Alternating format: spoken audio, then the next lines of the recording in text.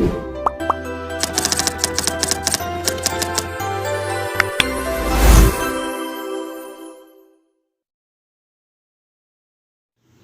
morning everyone. Today I will narrate about the salient features on fermentation and pickling, including its equipment, tools, utensils, and materials. So let's get started. Fermentation is an enzyme catalyzed metabolic process whereby organisms convert starch or sugar to alcohol or an acid anaerobically releasing energy.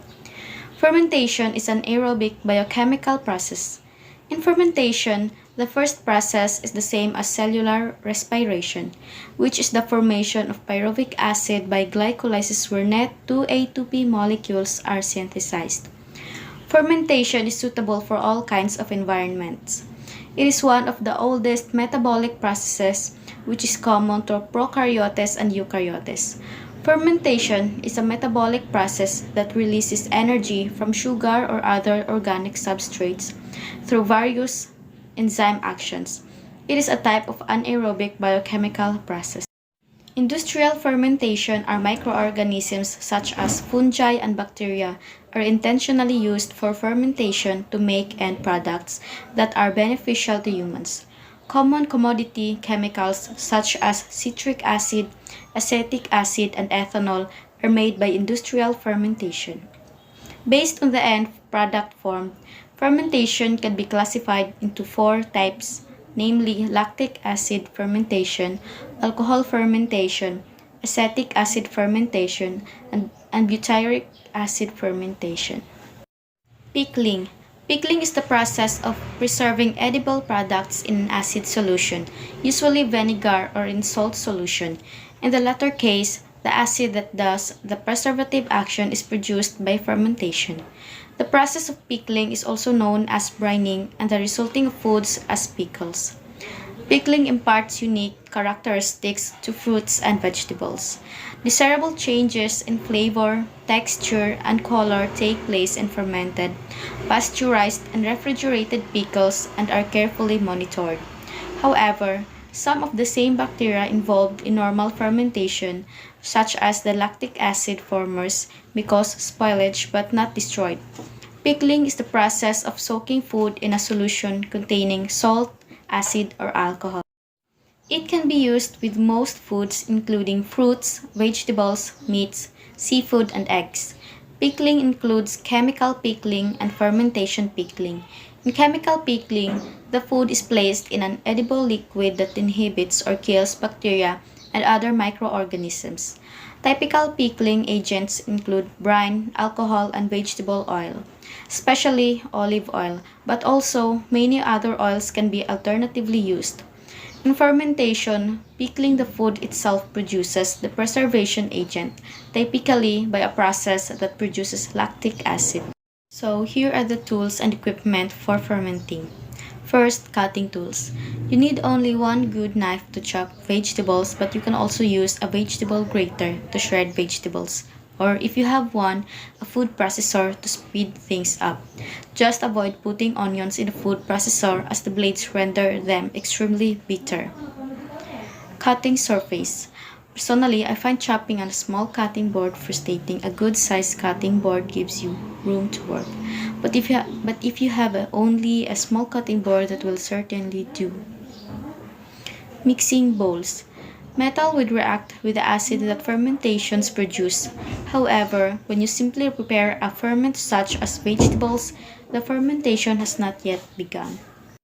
So, although I would recommend you pack your fermented food in glass or ceramic vessels, metal is perfectly fine for preparing and mixing your fermented foods. Jars and crocks. For fermenting vegetables, I use glass jars with screw-top lids or bale-top jars with rubber gaskets. I like this bale lid style because the gaskets enables built-up carbon dioxide which can lead to exploding jars to escape while keeping air out. Bottles. You can drink kombucha after it has fermented or you can bottle it. I find flip-top bottles result in the most carbonation. You can sometimes find these at yard sales and thrift shops. Weights. In order for vegetables and fruit to ferment properly, you must submerge them in liquid. This cuts off oxygen from the anaerobic lactic acid bacteria that ferment your food. Weighing everything down is really the only trick to fermenting food. Stainless steel funnel. You should not brew or bottle acidic kombucha in metal vessels, which can cause an undesirable reaction. I would prefer my kombucha come into contact with metal rather than with plastic. Traditional sauerkraut crocks. You can splurge on a beautiful stoneware pickling crock and weights, but you can easily produce delicious sauerkraut without this. Wooden pounder. To make sauerkraut, you need to first bruise your vegetables before either packing them into jars or placing them in an open crock to ferment. Pickling tools and equipment. Pickling comes with its own supplies and ingredients. The following are essential tools to create a perfect pickle. Canning jars. I recommend home canning jar comes in several standard sizes ranging from pints to quarts. The two main brands in canning jars are Ball and Care. However, glass containers that are used to fill commercially made products such as mayo spreads can also be used in pickling jars. Pickling spices. Pickling spices are the mixture of spices that helps in inducing the depth of flavor to pickles. They are usually enfolded in a small pouch and cooked with the other pickle ingredients.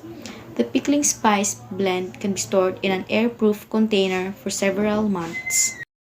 Vinegar for pickling. Vinegar is one of the most important ingredients used in pickling foods. Use vinegar that has an acetic acidity level of 5%. Types of vinegars that typically have the 5% acetic acid include white vinegar, apple cider vinegar, and apple cider flavored distilled vinegar. Jar grabber. A jar grabber is a convenient tool used for pulling out jars from the boiling water. There is no need for fumbling around with the pickle jars anymore, as this handy grabbing tool simply lifts them up from any angle. Funnel. Funnel aid in the careful pouring of pickle ingredients into the sterilized jars. It spares you potential spills and unwanted ingredients leaks.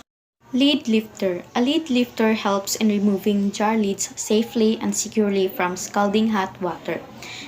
It ensures a firm grip on jar lids and allows the movement of the cover in any position.